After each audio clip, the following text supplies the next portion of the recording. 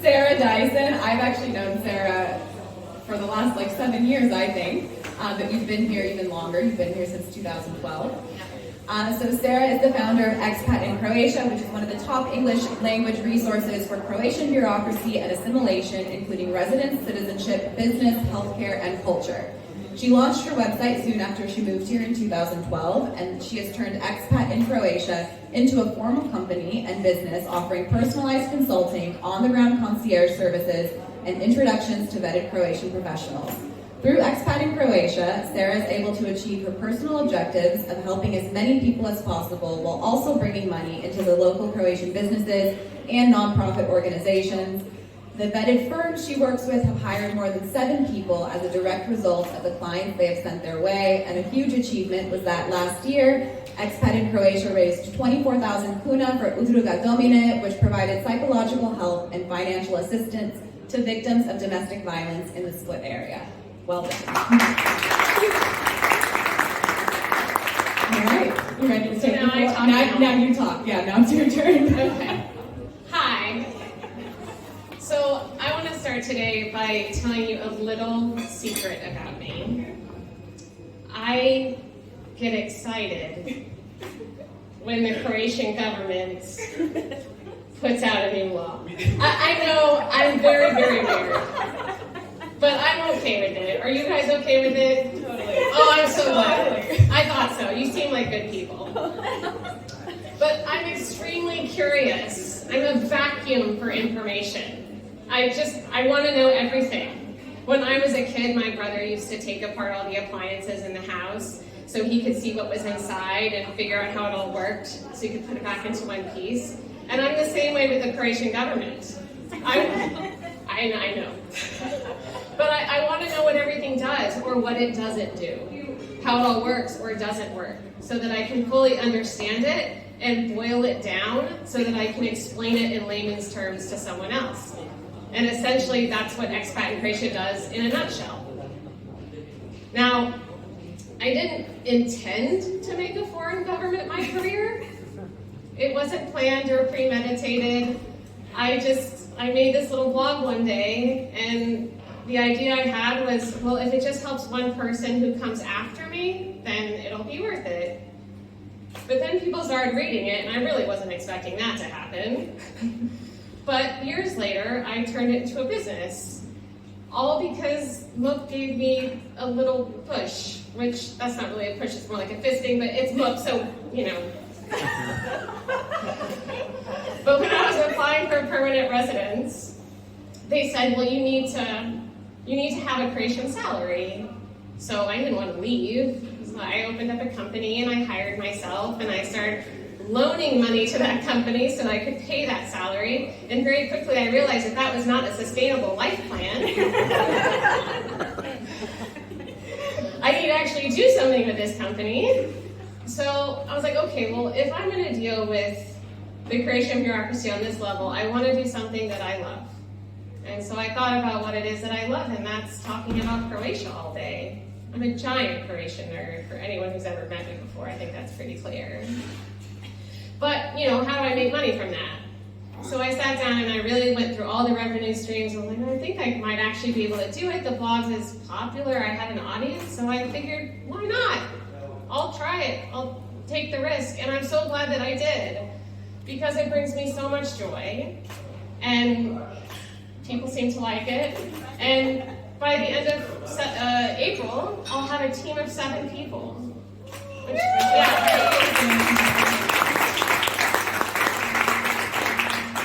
I'm deeply, deeply proud of that. It certainly has not been easy. But that's why I opened my company. I'm always fascinated what would inspire a human to do that, to obligate themselves to taxes, risk scrutiny and fines, which there are many here, having to manage employee personalities, deal with all the paper. I've read that people open up businesses because they want to fill a gap in the market or because they want to do something better than other people. But that's not everybody. That's not every situation, especially not in Croatia. From what I can tell, it's just my observation, there are 4 kinds of entrepreneurs in Croatia. The first one is the family business. So these are the konoba, olive oil producers, winemakers, printers, contractors, the list is endless. They exist at every single level in every single niche. To steal a very American cliche, they are the backbone of Croatia. Some of my most impactful experiences in Croatia have been at the hands of a family business. One day, someone decided to start doing something, and then they passed it down from generation to generation, along with tradition, culture, and knowledge. And in many ways, they're the ones who are keeping Croatian culture alive. The sad part is that they have a shelf life. If there's no heir to continue that tradition, or who wants to continue that tradition, then it dies, along with the culture and knowledge. The second kind of entrepreneur in Croatia is the standard. These are the pizzerias, the cafe bars, the tobacco shops, hardware stores. They keep Croatia moving on a daily basis. It's not necessarily about doing something better than anybody else. It's about providing something that Croatia is going to need no matter what is going on in the world. In the end, the formula is written, the wheel's not being reinvented. The third type is the copycat. So these are the ones who see someone's success and they're like, I'm going to do what that person's doing. And I'm going to do it exactly how they're doing it. Does anyone know what I'm talking about? Has anyone here been copied before? No. No.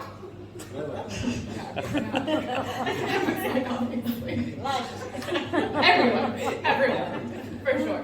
It's not really a good feeling. I mean, they say that imitation is the greatest form of flattery. And I guess if you're being copied, that means you're doing something right, but it still can feel a little violating. I had a tour business for a lot of years, and one day I was looking at our analytics and I noticed that we were getting traffic from our biggest competitor. I was like, oh, that's a little weird. I'm gonna check this out. So I went to their site and I noticed that they had copied our FAQ to their site word for word. And at first I was shocked by the sheer audacity. Someone had completely copied this text that I had worked so hard to carefully write in my American English. You should take from another side. Wasn't that good? But what I realized is that when they copied the content, they didn't change any of the embedded links.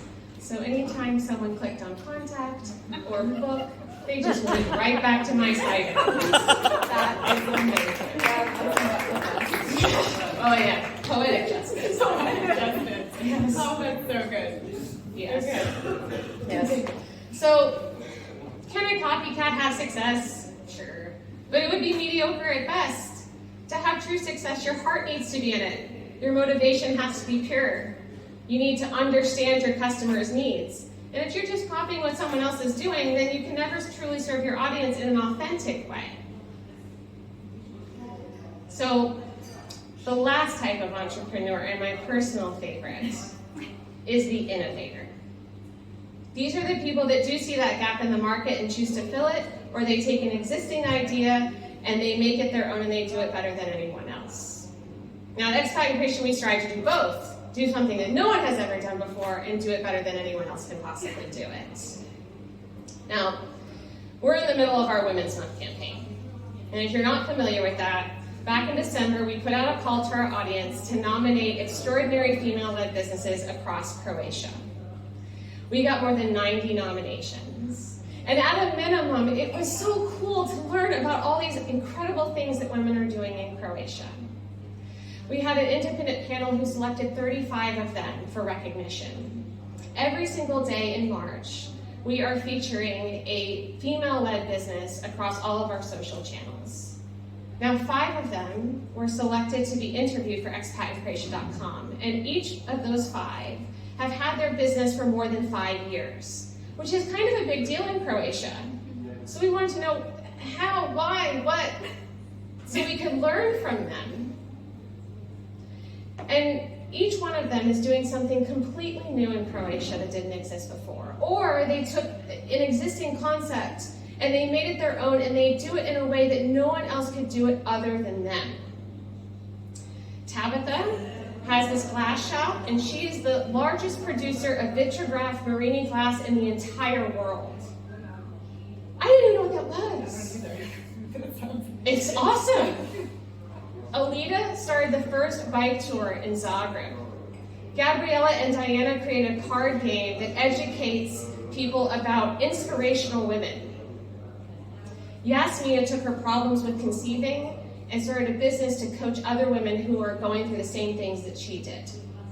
Now, Eva of Secret Zagreb does way too many things to list here. We could be here till Tuesday, but every single one of them is unique and new,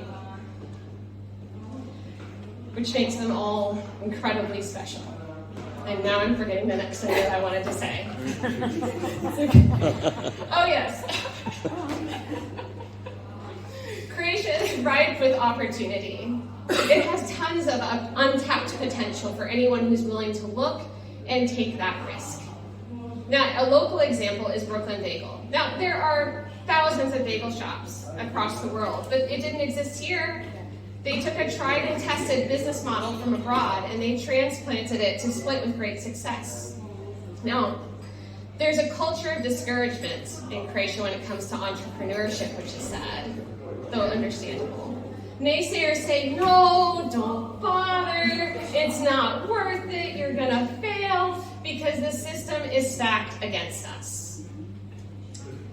Could Croatia do more for entrepreneurs? Sure. But every government could do more for entrepreneurs. That's not a reason not to try. You know, when someone says that they're thinking about opening up a business, this is what I would say. Will it be challenging? Yes. Will you lose sleep? Most definitely. Will you be annoyed from having to take a piece of paper from place to place to place to place to place? Yes, but you're already annoyed by that. You live in Croatia. But could you build something special that you're truly proud of, that could impact your community in a positive way? Hell yes.